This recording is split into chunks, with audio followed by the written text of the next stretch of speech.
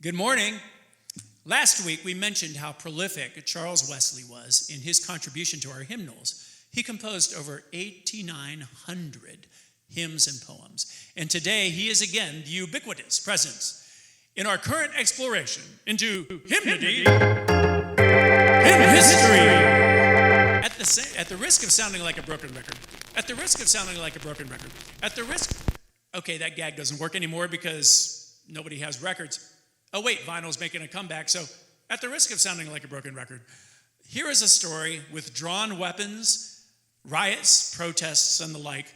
And no, it's not another Antifa rally in Portland, but rather it's the church. And it's the evangelistic ministry of our friends Charles and John Wesley, and a hymn called Ye Servants of God. This hymn was first published in 1744 in a book called Hymns for Times of Trouble and Persecution.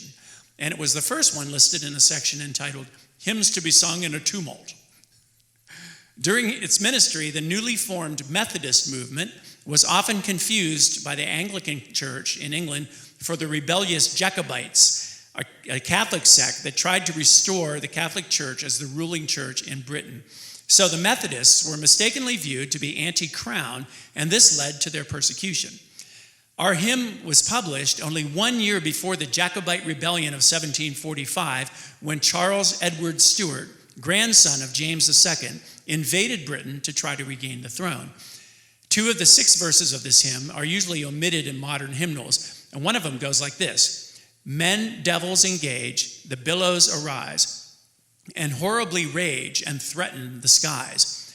Their fury shall never our steadfastness shock. The weakest believer is built on a rock.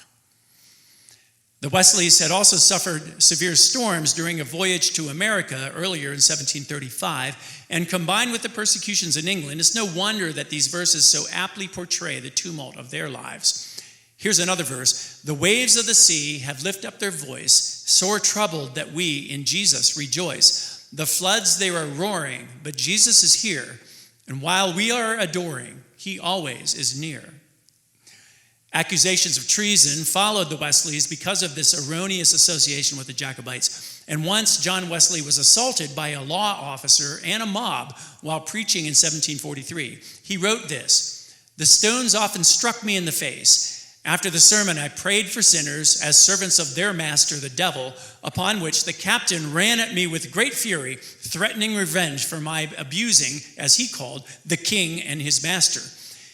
He forced his way through the brethren, drew his sword, and presented it to my breast. I threw it open and fixed my eyes on him, smiled in his face, and calmly said, I fear God and honor the king. His countenance fell in a moment, and he fetched a deep sigh, put up his sword, and quietly left the place.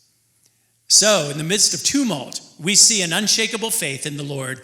May we be found as courageous in our day and sing the truth of the second verse: God ruleth on high, almighty to save, and still he is nigh, his presence we have. The great congregation his triumph shall sing, ascribing salvation to Jesus our King. There you have it.